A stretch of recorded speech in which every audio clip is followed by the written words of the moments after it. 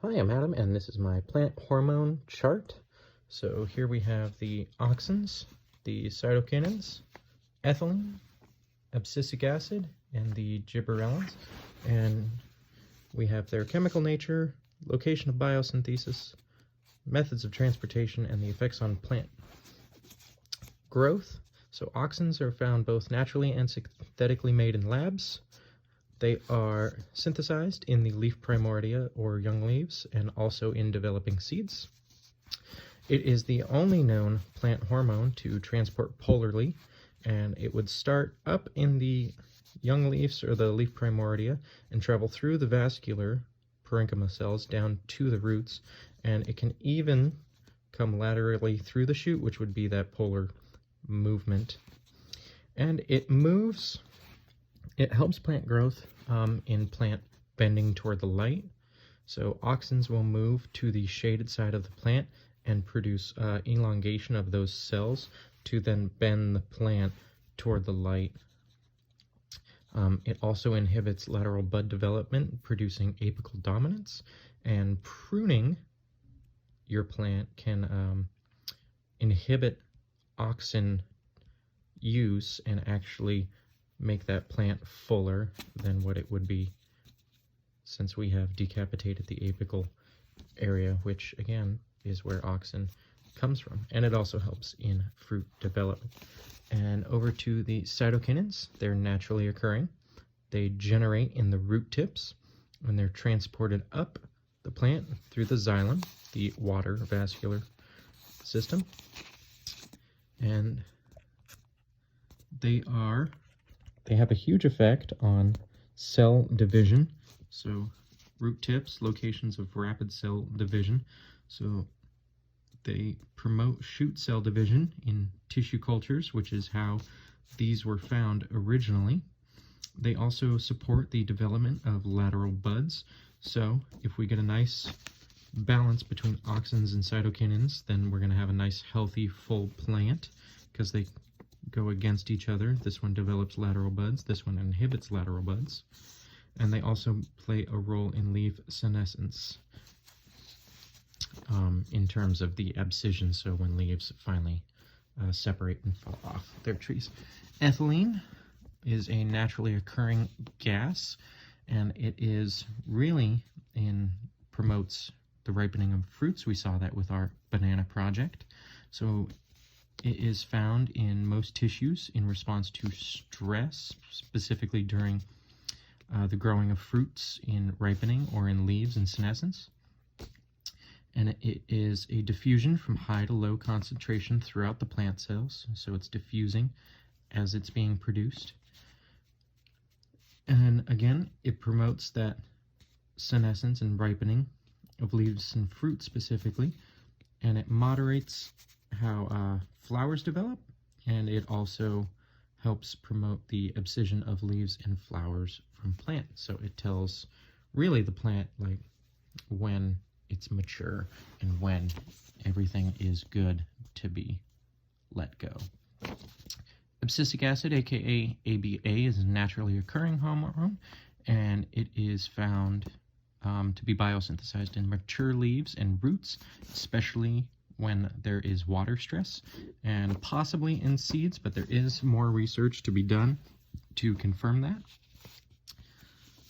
A transportation for this would be, it is produced in the roots and it is transported through the xylem when there is low water. So again, this is a very big water stressor. So in desert conditions or houseplants not being watered, your ABA is going to kick in here and send that up through the xylem, and what it's going to do is it goes up to the leaves and helps signal the plant to close up the stomates and reduce the amount of water lost through transpiration.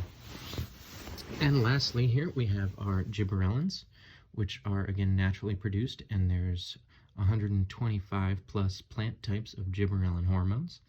They are found in young shoot tissues, developing seeds, flowers, and fruits. Transportation, they're not entirely sure, but along with The other hormones, it is assumed that they go through the xylem and or the phloem, so those vascular tissues again, and they promote plant growth and they stimulate cell division and elongation, so really in germination. So they break seed dormancy, which ABA also promotes. So ABA promotes that seed and bud dormancy, where the gibberellins are going to break it and promote germination, and then they're going to produce that rapid cell division to really start that seed germinating and grow. So that is the chart, and we will refer to this for the other questions. All right, so this first scenario with the transporting of the lemon trees, I am not 100% sure on. My thought would be if you are taking them in, say, a box truck from Kansas to California, I would personally take them in an off-season for lemons so that you don't have all of the fruit on the trees where it's just the trees and the leaves. Because if you're taking them in a box truck, you don't want that surplus of ethylene being produced from the ripening fruits and circulating throughout this truck, over-ripening and basically destroying the fruit harvest on all of the trees that you're bringing. Also, you may treat it with abscisic acid to promote bud dormancy, and it probably will also naturally produce ABA, just because as you're traveling, I can't imagine it is getting the same water it would as planting, so the water stressing on the roots in the transit are also going to naturally produce that. That's my thought. Our second scenario here, the one with little sunlight, we can definitely assume that gibberellins and auxins are playing a role here with the shaded environment and the long and spindly, because our gibberellins are, as our chart says here, our gibberellins are going to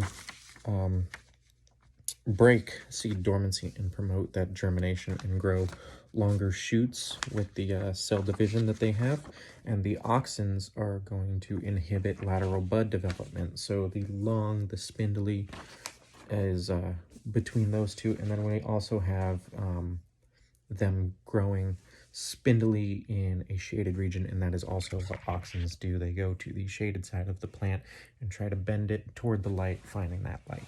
So the two major players I see playing in here are the gibberellin and auxin hormones, producing rapid cell division of the shoot and producing that germination, breaking dormancy, and then the spindliness of the plant being produced by the auxins trying to bend it toward light. All right, so as the farmer here wants to, or the gardener wants to grow lush and bountiful roses, so two main hormones I'm thinking he wants to look for in any plant food are going to be the cytokinins and gibberellins. Again, gibberellins are going to produce the rapid cell growth, but what they're also able to do is bolting, which is influencing flowering and reproductive. And obviously, if we want roses, we want to quickly get to the rose portion. We're going to want to produce that sensation with plants. So if we can find gibberellins in there, we're going to increase that bolting. And our cytokinins are develop lateral buds. So if we want bountiful, we want to create a full, lush, beautiful bush of roses. So one thing he can do is he can trim the bushes and decapitate the apical meristem so that auxins are less inhibited to inhibit that lateral bud and allow the cytokinins to grow out those lateral buds and make more bushy rose plants, and then the gibberellins will induce bolting, which will create those big blossoming rose flowers.